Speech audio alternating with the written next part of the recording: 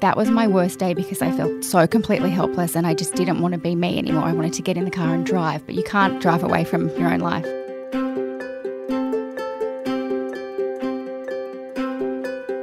From Mamamia, I'm Mia Freedman, and you're listening to No Filter, candid conversations that count. Everyone has a secret story, even people in the public eye.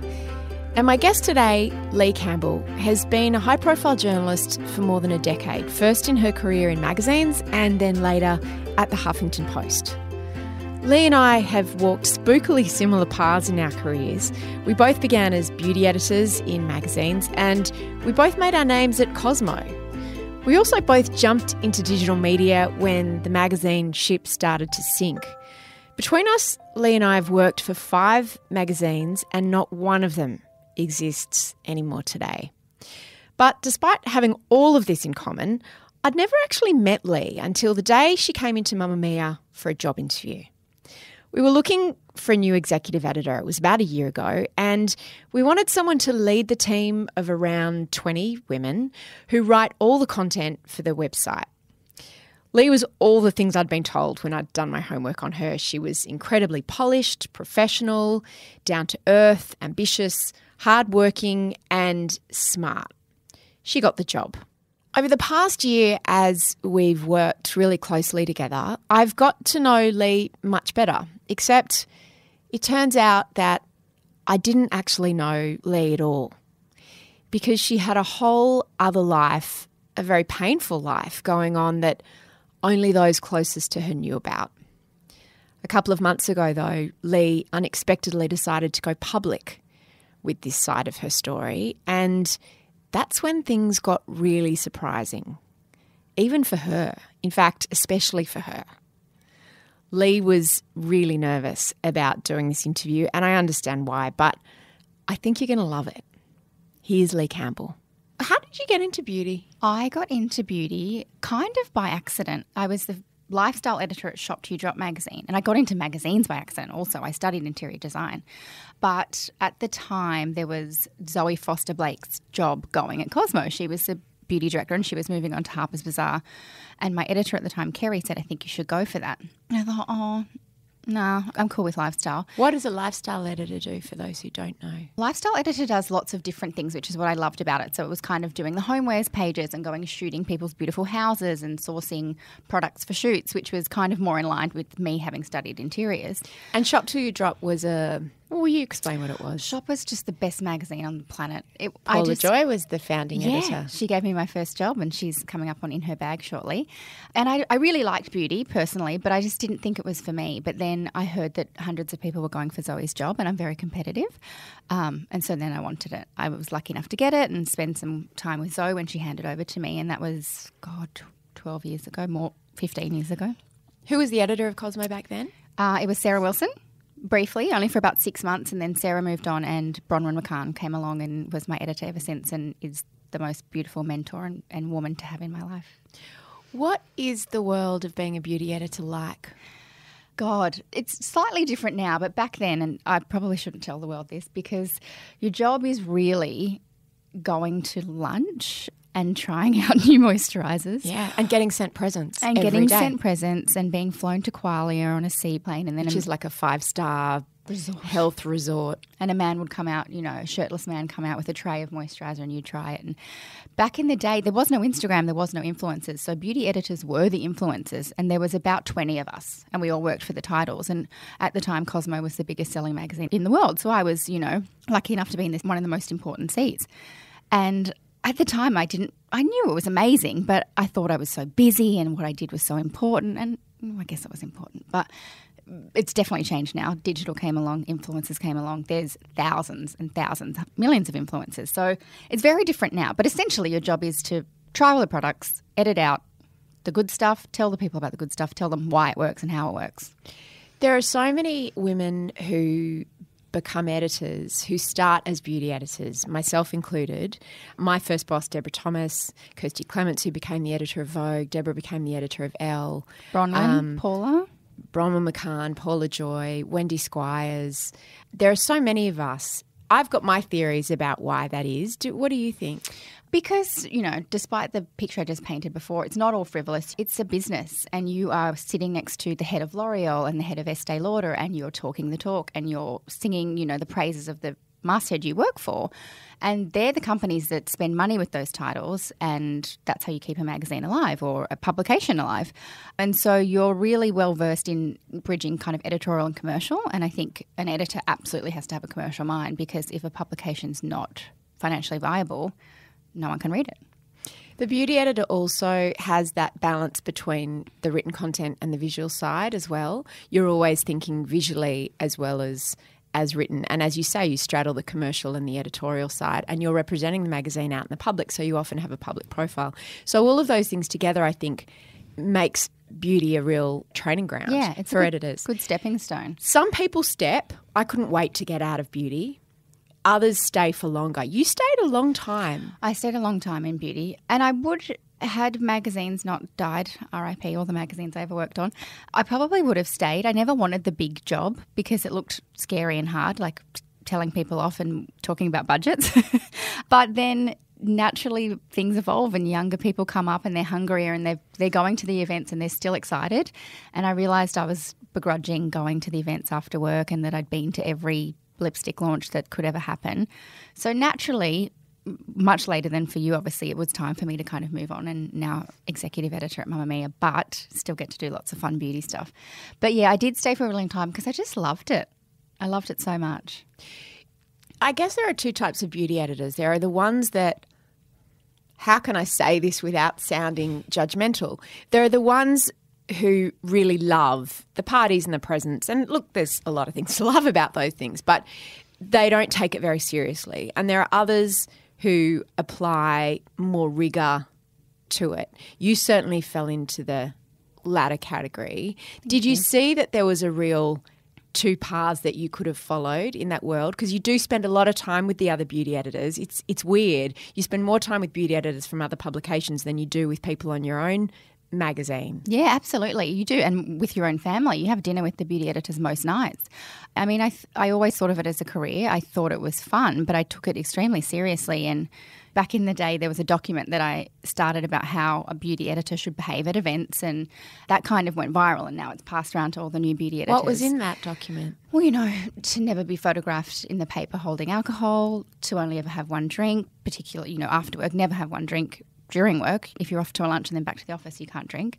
To make sure you go up to the PR person, make yourself known, sing the praises of where you work, speak to every client that's there. Don't just kind of stick with your friends, because it's tempting to stick with your other beauty friends. It's a party. But it's actually not a party. It's a meeting. It just looks like a party.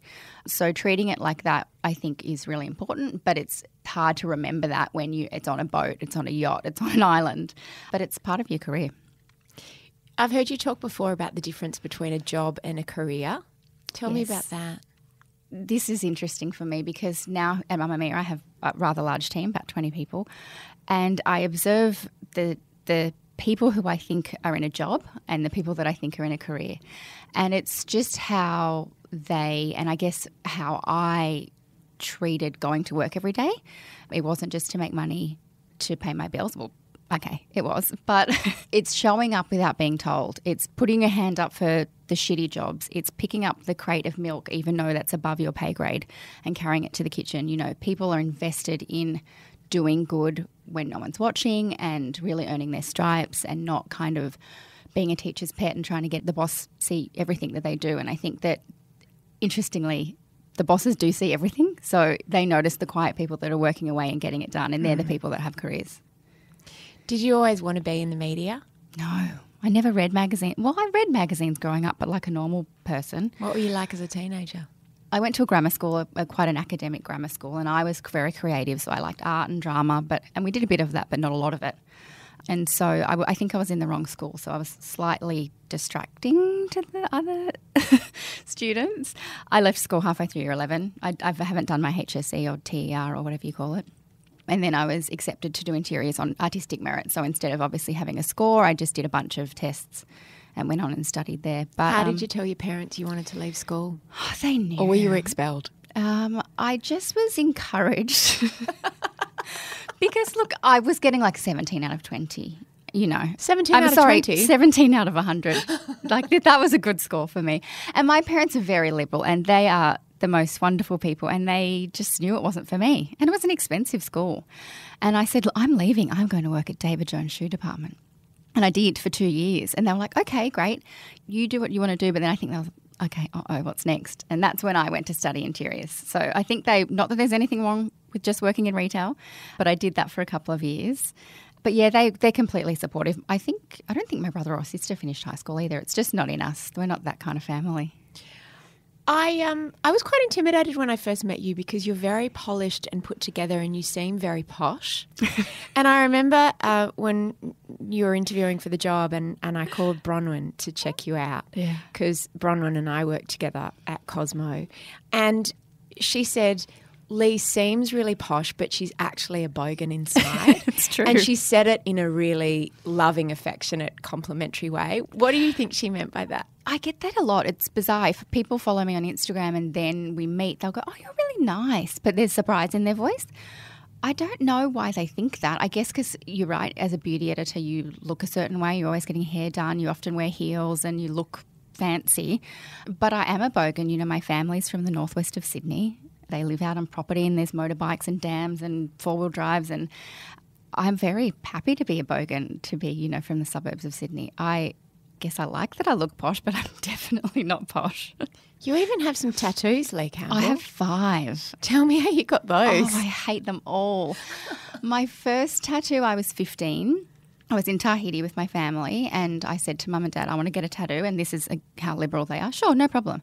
So they get the tattoo guy to come to my room and he spoke no English. And I said, I want a shooting star. And he said, no English, no English. And so all he knew was a hibiscus because it was the Tahitian flower. And so I have this tattoo on my hip that looks like a guitar. It's hideous. A guitar? Yes, it looks like a guitar. So it's a bad hibiscus. Oh, it's so bad. Or he was trying to do a shooting star. I don't know what he was doing. And then obviously on the plane, actually on the way home, I was really sick and my parents were like, oh, we didn't even check that needle. Like, you know, it was all a bit slapdash, but I'm fine now. And then, yeah, I've got 4 others that I absolutely hate. So don't get tattoos unless you really think them through, people. Would you get them removed? Yeah, I'm just waiting for the lasers to get a tiny bit better. I don't think the science is quite there yet. I have laid on the photocopier on the one on the hibiscus on my hip and then tried to draw over it to see if I could have anything else designed. You lay on a photocopier? Yeah, well, I thought that was the best way to get a copy of it. Or you could take a photo. Well, yeah, I could do that too.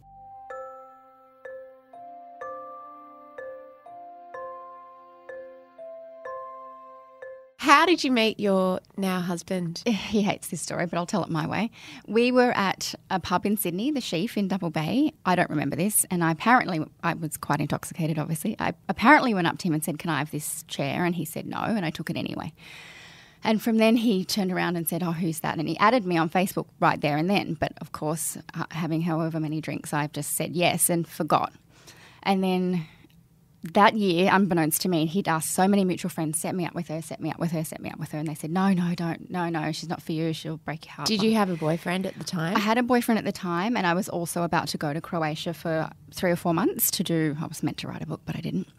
But I was going on a sabbatical long service leave from Cosmo, believe it or not. Who gets long service leave at 31? Wow. Yeah.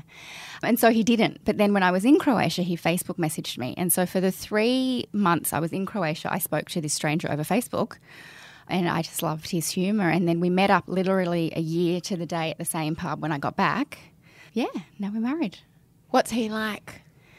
Rich is very, very soft and very, very strong. He's not like anyone I really know. There's no agenda with him. There's no ego with him. He knows exactly what he'll put up with. I can't get away with shit with him, which in past relationships I definitely tried. But he just loves people and life, and he's so positive. And I think that balance of him knowing exactly who he is and just being such a genuine person, I'm very lucky. Was he different to the guys you dated before? Yes, so different. He was, I call him a nerd. He hates that. But our budget's in a database. Like, he's such a nerd. Again, the ego thing. I used to always go for the ego or people that needed rescuing, and he was neither of those. And so I didn't really know what to do with him at first because it wasn't like that tumultuous, passionate, heartache love. It was just hey, this guy's really cool. Yeah, and then we did slowly fall in love. It wasn't immediate. On our second date, I thought I hated him. Oh, because he made me go to the grassy knoll in Bondi, you know, where all the cool people hang out.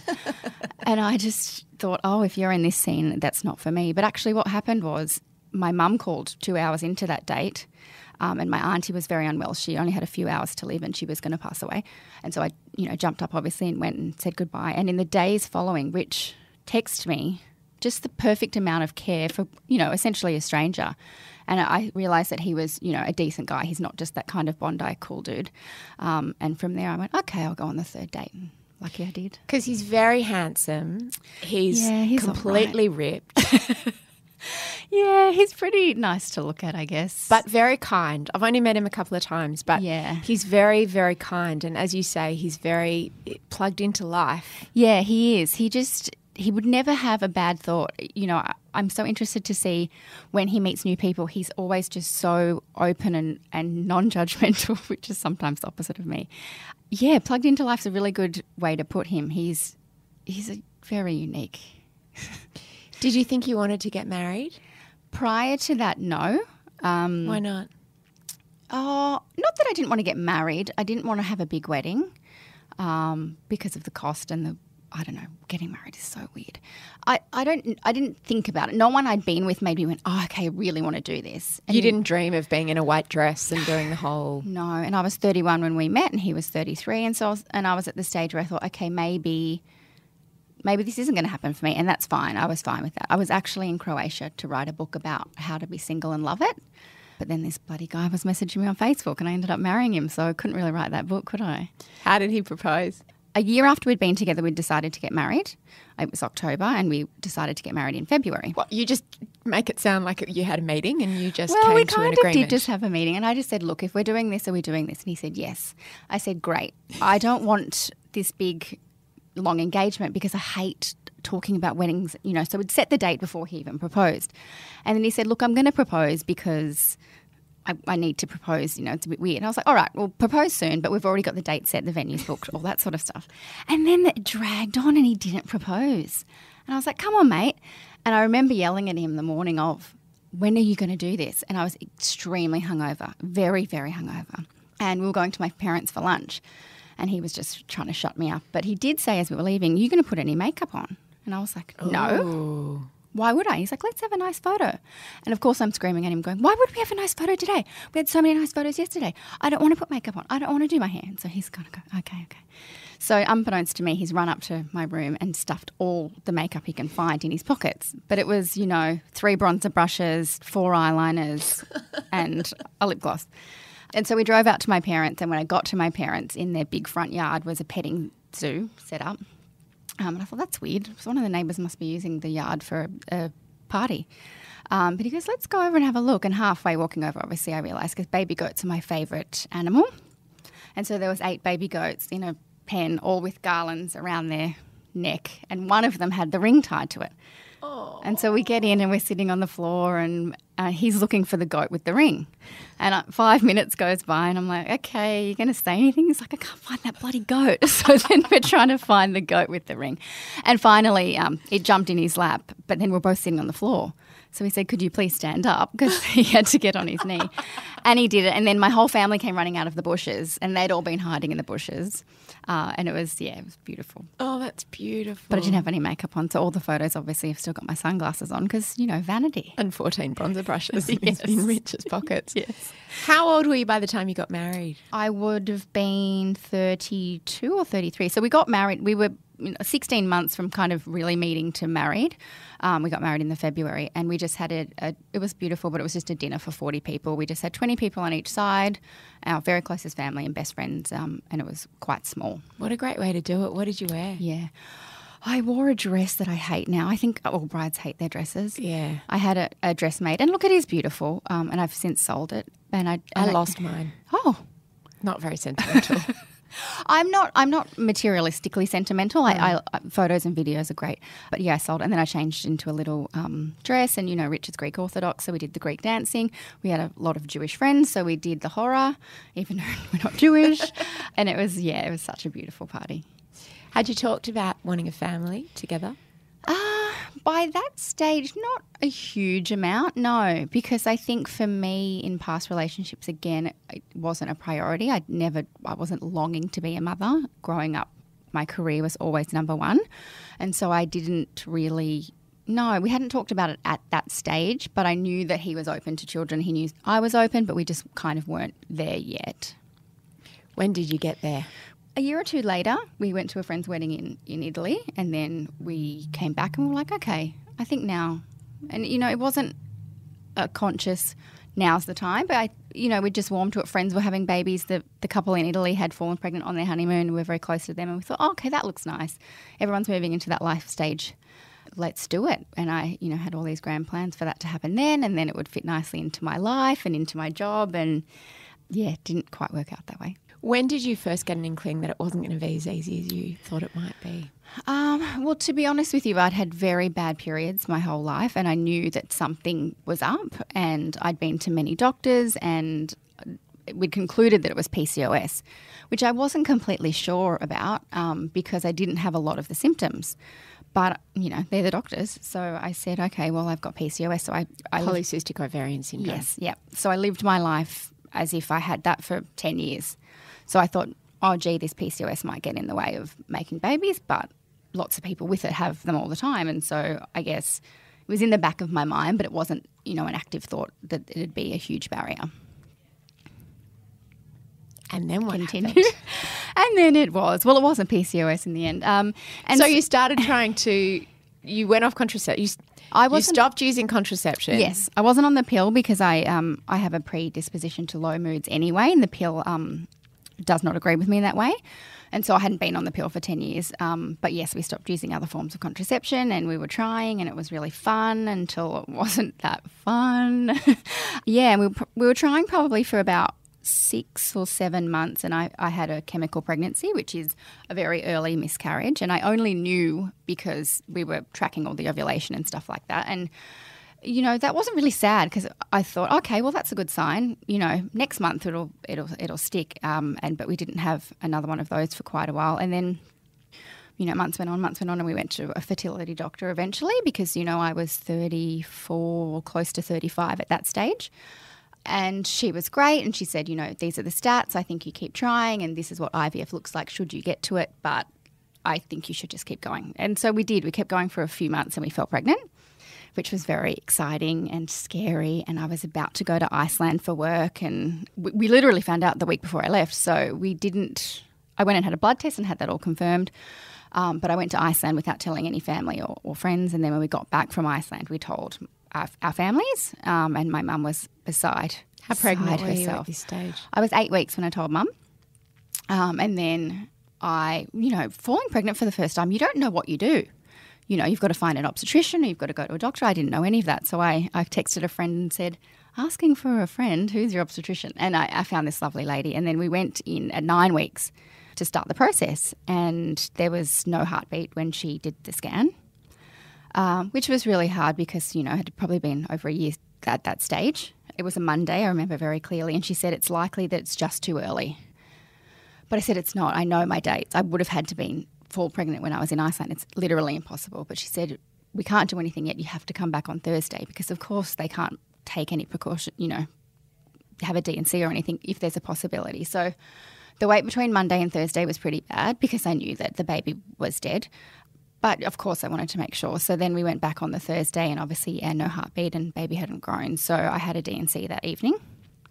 And that whole thing, it just blew my mind because this obstetrician that I'd met that day, I've never felt such compassion and genuine love from an absolute stranger. And I was having this out of body thinking, you probably do this every week and you have to have this conversation with women and couples every week.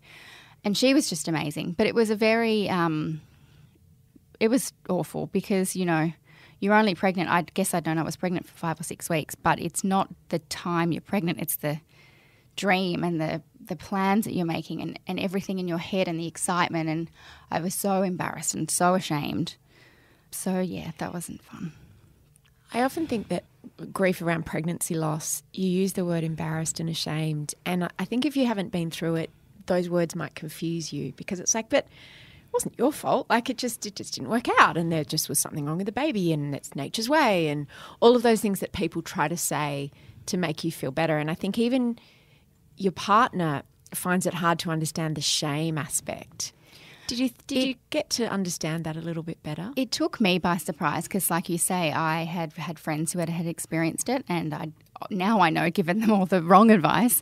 But at the time, you think you're saying the right thing. But the shame is hard to explain, but it's intense, and you hate yourself for it. And I don't know why, because logically, of course, you know that it wasn't your fault, and of course, I thought it was my fault. I thought it was the perfume I was wearing, or that I was so busy at Fashion Week I forgot to have lunch, and I blamed everything. And I know I've written that many stories on miscarriage that stress can't cause miscarriage, but still you blame yourself, and I was just deeply ashamed and felt like a failure. Yeah, you feel like I had one job. Yeah. And that was to keep this little baby safe and deliver it safely into the world. And I failed at that one job. Yeah, and I think for me, because it was a miscarriage, so the difference obviously is that there's no bleeding. And I think it was the surprise, because for me, miscarriage was blood, and I wasn't prepared for the missed part. It was such a shock.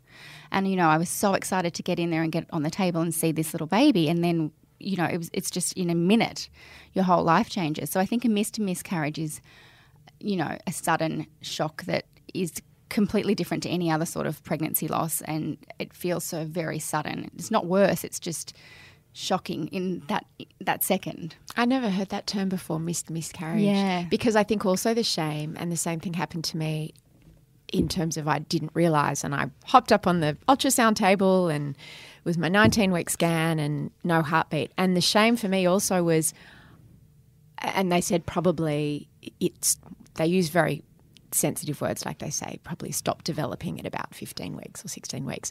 And I think, oh my God, I didn't even know. Like, how did I not notice that my own baby body died and I didn't notice? And the shame around that is extreme. It's very hard to explain. How did you get back on the horse? So I was fed up by then. I'm very impatient, and it had been, I don't know, I guess by that time probably 16, 18 months. So we went back to the fertility doctor and I said, I'm ready to do IVF. And she said, okay, great, this is what that looks like. And she did, having chatted about what we thought was PCOS, she said, I think you might have endometriosis. But oftentimes women with endometriosis have to have IVF anyway, so we can do one of two things. You can have surgery for endo, have a look, if it's in there, have it removed, or you can try IVF. I said, let's do a round of IVF first.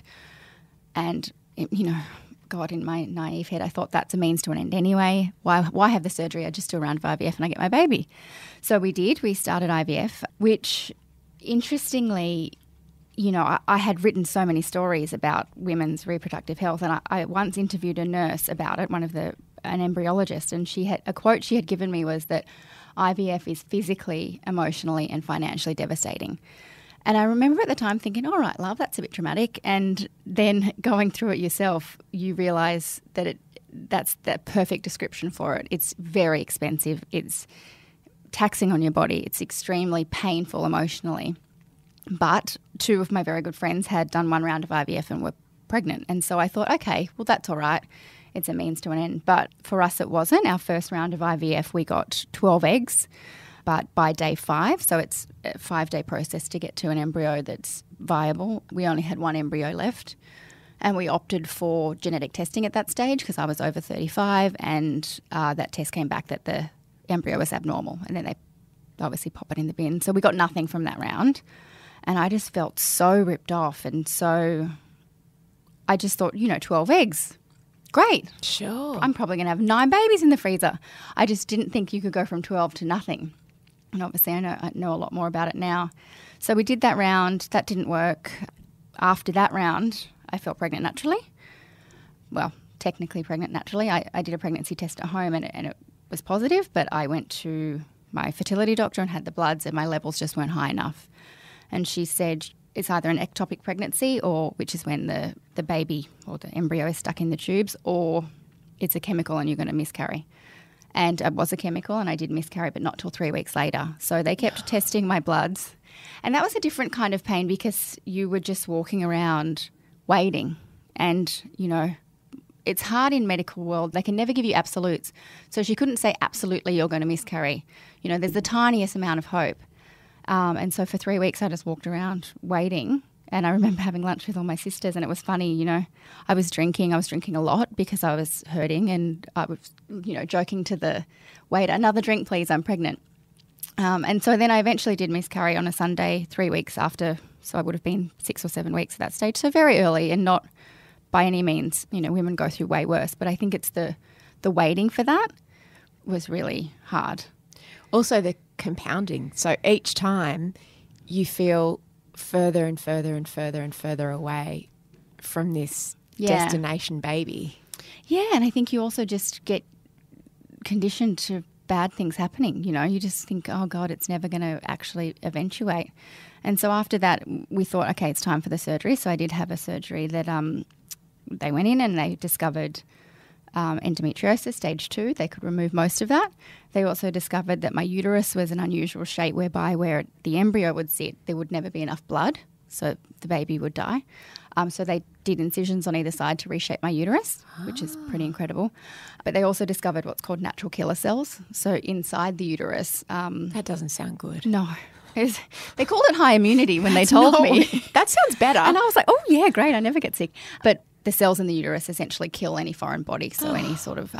Not helpful. Not helpful. And that was through a different surgeon to my fertility doctor. And so that fertility doctor said, if you were my patient, I'd put you on immune suppressing drugs.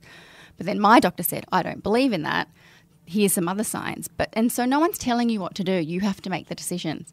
And so I decided to stick with the doctor I was with and not go on any immune suppressing drugs. And then not a lot happened after that. And I started at Mamamia. And by this time, it's interesting, I was so impatient at the start, but your patience actually grows the longer it takes. And so I was like, okay, I'm okay to just keep trying naturally for a little while longer. And we did. You know, I'd lost my job. My dad had been unwell. He had quite serious melanoma. And I was starting a new job here at Mamamia. And so I wasn't in a rush to have a baby because there was a lot going on. But a few months into starting here, my dad was diagnosed with secondary cancer. He had lung cancer. And I always have in my head that it's always a second cancer that kills them. And I'm very close to my dad, and I've always had a fear of him dying. And he is going to die one day. He's 75.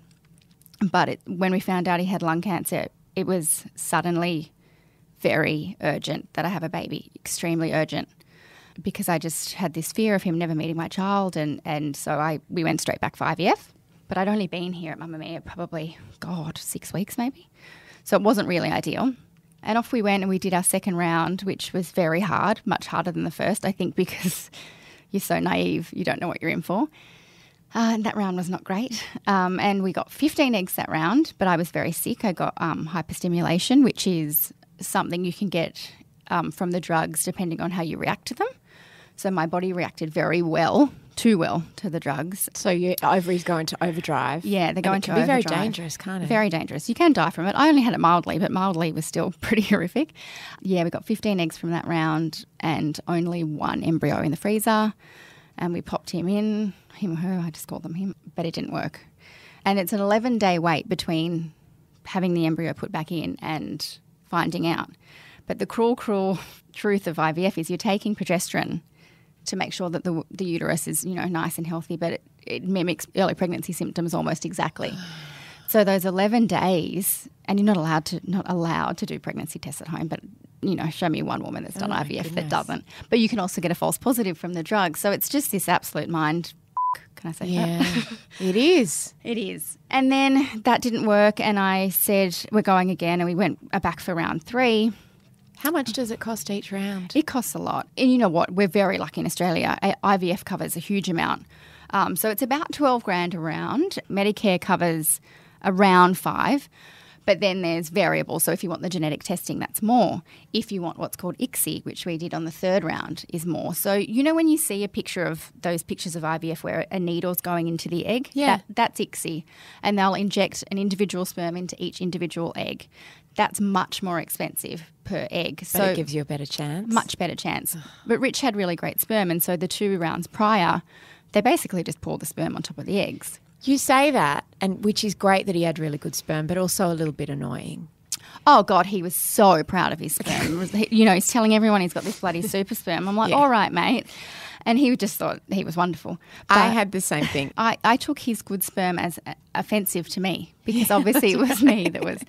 So, and what had happened on the second round actually, which is what I called my worst day, which strangely wasn't the worst day when you look at it, but for me it was the lowest point emotionally.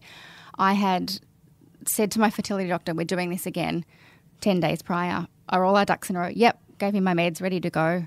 And then when I'd started the round, the clinic realised that my referral had lapsed.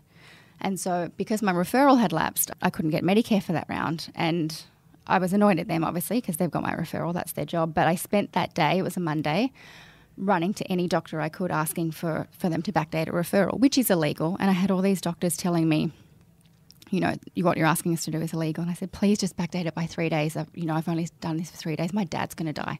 And I was just begging these people. And I finally found a GP that would do it for me. But that was my worst day because I felt so completely helpless and I just didn't want to be me anymore. I wanted to get in the car and drive, but you drive away from your own life. But the third round, we did ICSI and we got 21 eggs that round. And I was also very sick. What I know now is that I probably shouldn't have been awake for egg retrieval. So you can choose to be knocked out or awake, but I'm probably a bit of a martyr. But I loved doing the injections. I loved anything that I felt like I was contributing to perhaps the success. So I was awake for egg retrieval and they got 21 eggs, but I also had a cyst they had to drain. It was extremely painful and I got sick. And at that time, the day after we found out Richard's brother in Melbourne, stepbrother had been killed. And it was just, by that stage, we were just like, come on, universe. What else can you take? And, I'm having to lie to you as my boss, saying, I couldn't go to the funeral. I couldn't fly. I was too sick. So Rich is off at his stepbrother's funeral. Well, I'm too unwell to go. And we did ICSI, and I remember the next day they called and they said 19 of the 21 eggs fertilised. And we'd never had good news like that. Every step was bad news. And I was in the back of an Uber, I think, from the medical centre, and I remember bursting into tears because I couldn't believe we got good news. But anyway, we got down to one embryo that round and we put that in and it didn't work. And so, many women I know have gone 9, 12, 15 rounds, but for us that was it. Had you decided this is our last go? We'd always said 3 and, we'd talked a lot about it, what it meant to us. And, selfishly I wanted our baby to be half of us each. So we weren't looking at egg donor at that stage. We spent most of our savings. I'd been very sick. We weren't happy now. And we thought, we need to be happy now. We need to stop this and just work on us and be happy now. And I didn't want to be a mother at any cost. I didn't. And I knew that. I really wanted to be a mother, but not at the cost of everything. So we decided to call it a day and we went to our fertility doctor and we had our final kind of, debrief. She went through all 48 embryos and explained that where they hadn't worked along the process was an indication to egg quality. So with the natural killer cells and my uterus and the endo and the egg quality, it just wasn't a good picture. And so we thought, okay, well, it's not for us. But that's hard. How did you get on the same page with that? Rich was already on that page. He'd got there earlier. He hated seeing me in pain and I'm quite a closed book, so I'm very good at putting on a happy face and I don't think anyone at Mamamia knew anything. No way. Yeah, and that's important. I think you've got to show up to life anyway and get on with it. And, that sounds probably a bit harsh, but you do need to suck it up because lots of people go through really hard things. But obviously at home it was different. I was putting on a brave face to the world, but I was really hurting. So he was already there.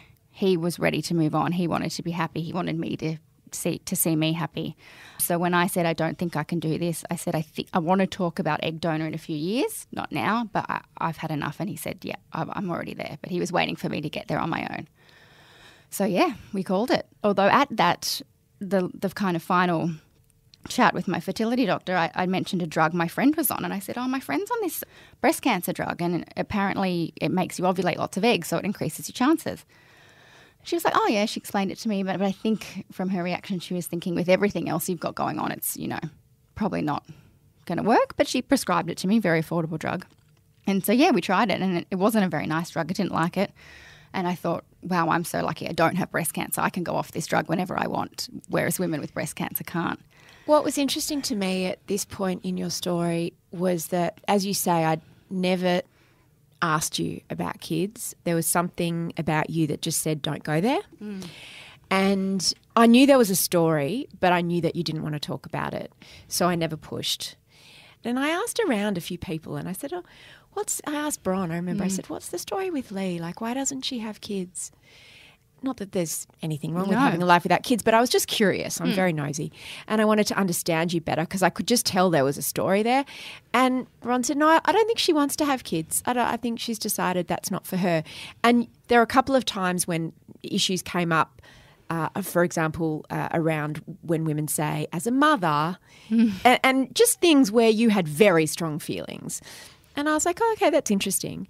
But then out of the blue, you decided to write about it. Yeah, I messaged you that night, didn't I? What happened and what changed your mind? I write about a lot of things and I don't think the writing will ever go anywhere. And I had started to write a series about our fertility journey and it not eventuating into a baby.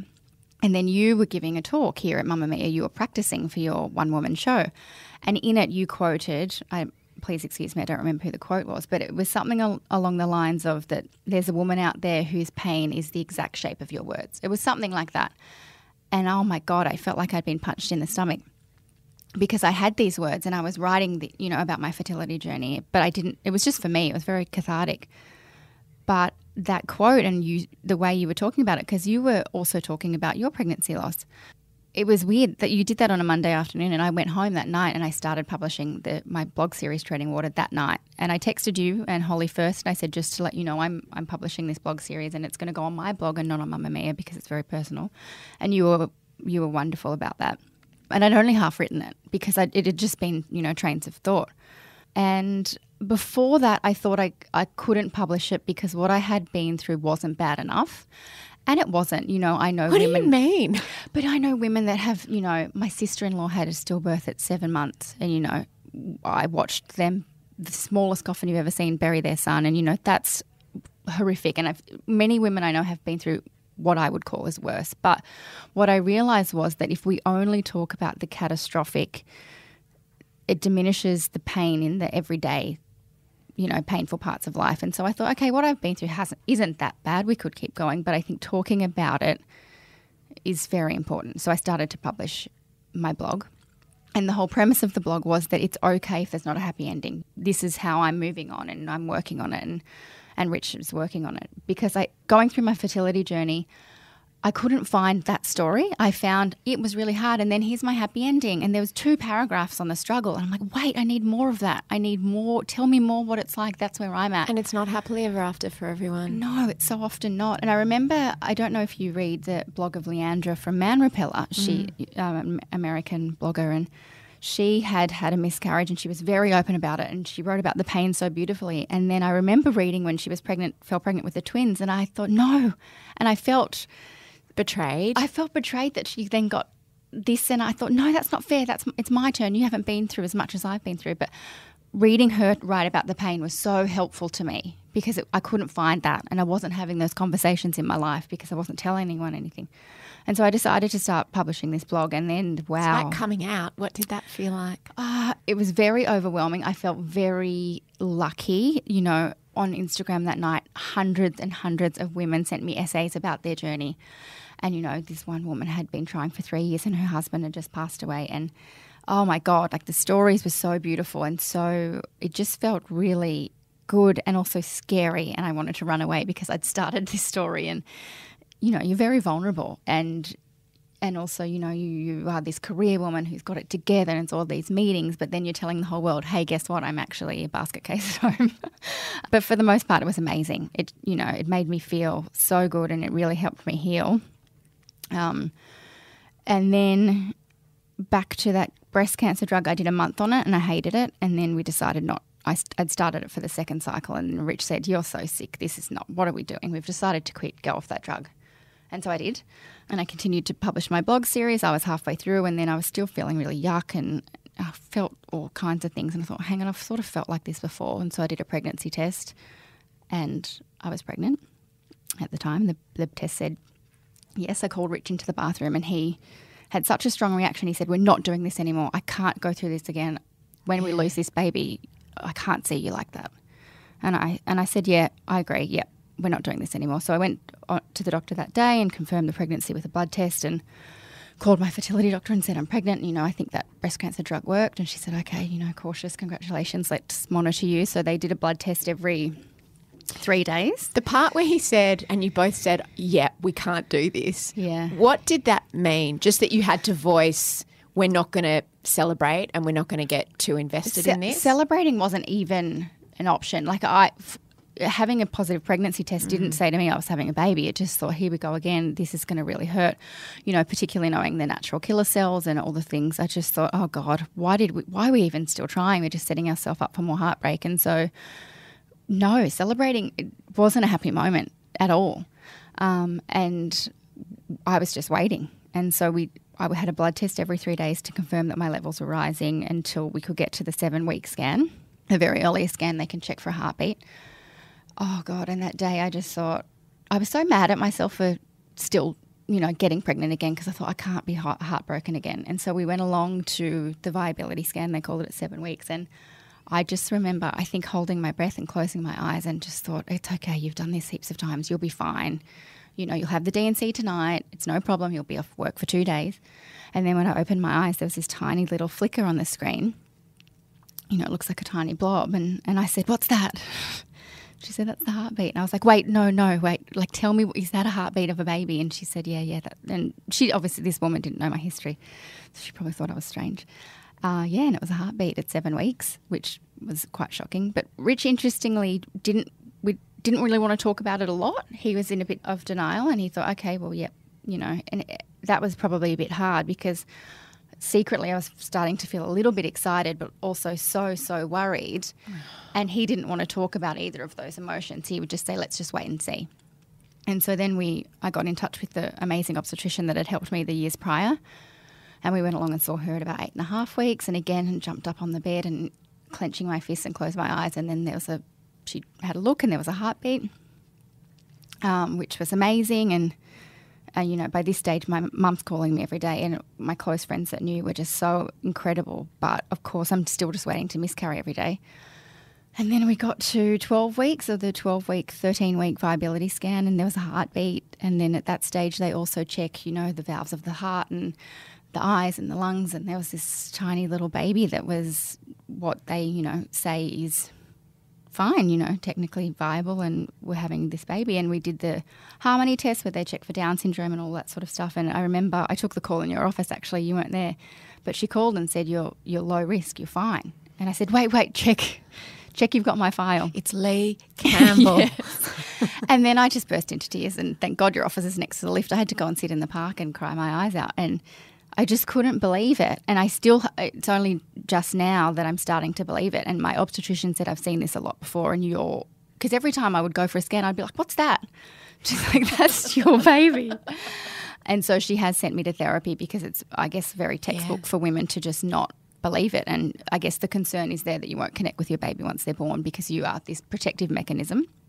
And just last week we had the 20-week scan, which happens between 18 and 20 weeks, and everything looks fine. And you announced it. You went Insta official. I did. And obviously you guys knew and my family knew. But, yeah, I kind of told the world when I felt that, you know, I think 20 weeks is pretty as safe as you can get in terms of, you know, talking about it. I didn't want to do a Kylie Jenner, not tell anyone. But, yeah, I think finding out last week that the 20-week scan was okay, I felt like I'd found out I was pregnant. I think that's what it would have felt like to do the pregnancy test. And I was like, oh, my God, when we left, we're having a baby. And I was so excited. And Rich was like, yeah, honey, we've known that for a little while. But for me, it felt finally real. But still, I still fantasize, I guess, about the next stage that could go wrong. So it was that was 19 weeks, and it was so important for me to get to 20 weeks because that's when a baby's a baby. If something is to happen, they'll get a birth certificate and a death certificate, and that's very important to me after seeing my sister-in-law have a stillbirth son.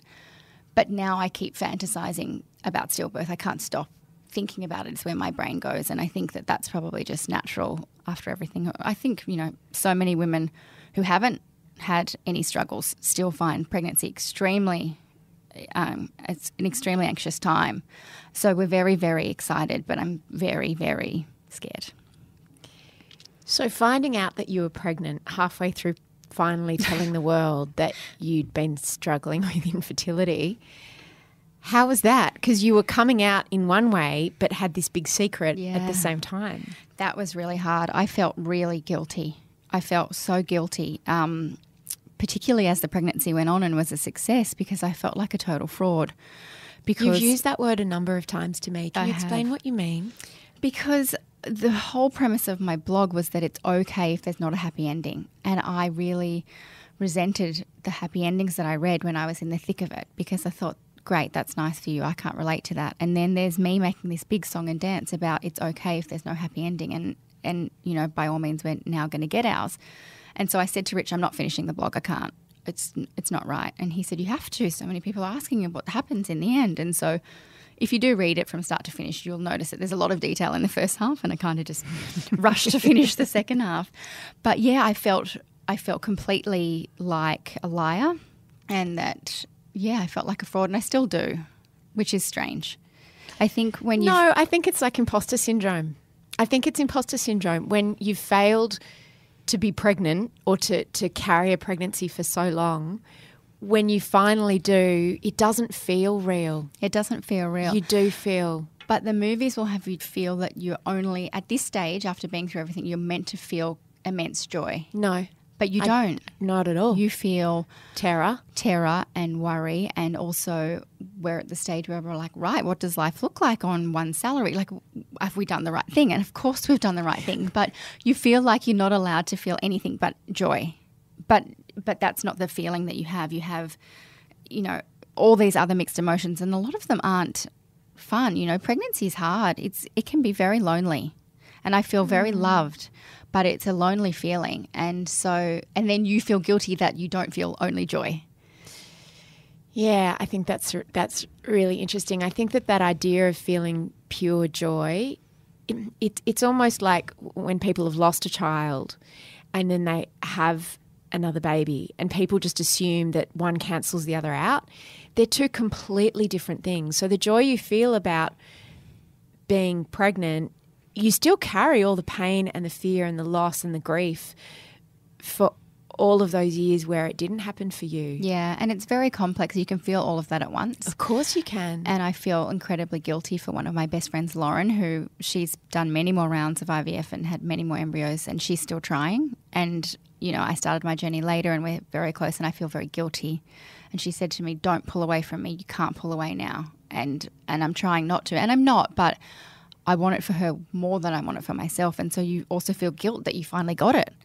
But of course the joy is there under it all. It's just it's a lot to process.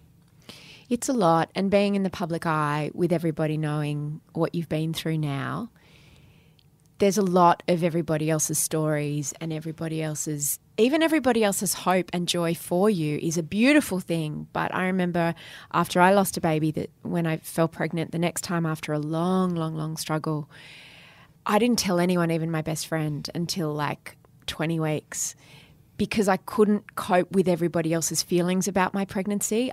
I didn't even know how I was having so much trouble dealing with my own feelings. It just felt too much. It's almost unfair that you can't hide it past a point. Yeah. Because if you didn't get visibly pregnant, I don't think I would have told anyone. Yeah. But, you know, you're so sick and, I was lying down in here in the podcast studio because I was so unwell in the first trimester, particularly in the afternoons. But if you were just pregnant and no one could see, I wouldn't have told anyone. I honestly wouldn't have. It would have been easier. But the joy of strangers and the love of strangers is so, so incredible, and we've been so blown away by everyone that just has never met us and it just follows me on Instagram, and their absolute love is so, so special. And I just hope, I try. I think if something goes wrong here, I've got this community that love me, and, it would devastate them, but I know that they'd be there for me, and that is very, very special, particularly knowing what a lonely journey it can be. I think more women, regular women that just talk about it, they don't know the community that's around them. They just need to speak about it, and then these people will rally, and it feels really nice. The gift you gave so many women who had wounds in the shape of your words, and the gift that they gave you in return by filling your wound with their own words has been a beautiful thing to watch. And I'm just so happy for you and Rich. We all are. Thank you, Mia. Thanks for listening to No Filter and my conversation with Leigh. If you or anyone you know has been through pregnancy loss or infertility or is still going through it, we see you. So many women have walked this path, and at Mamamia, we're determined to light candles along the way by providing as many helpful resources as possible to help you to navigate what Leigh so accurately describes as the emotional, physical, financial and mental strain that infertility and pregnancy loss, stillbirth, or the loss of a baby brings into your life. We understand, and we know that reading words that are the same shape as your wounds doesn't take them away, but it can be a little bit like applying some balm to them. It can help heal and to comfort you, and also to help others who might not be going through it, but might love you and feel helpless watching your pain. It might help them better understand what you're going through, or even find a way to better connect with you.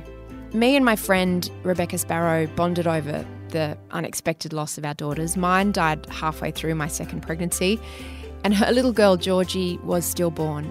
So we compiled a book called Never Forgotten, and it's full of first-person stories from other women who had been through similar experiences of loss.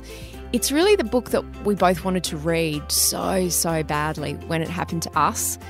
And it's a book full of wound-shaped words. Words of grief and hope and understanding and reassurance that you are not alone in what's happened to you or how you're feeling about it.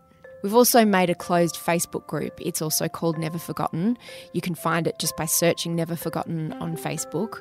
And it's for women coping with loss, and it's full of love and support 24/7.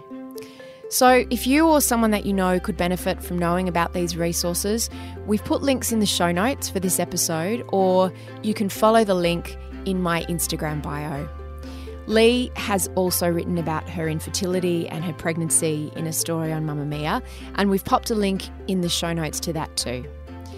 And to everyone out there who is struggling and who has had emotions washed up and around them by this episode, hang in there, and lots of love. You're not alone. This episode was produced by Eliza Ratliff for the Mamamia Podcast Network.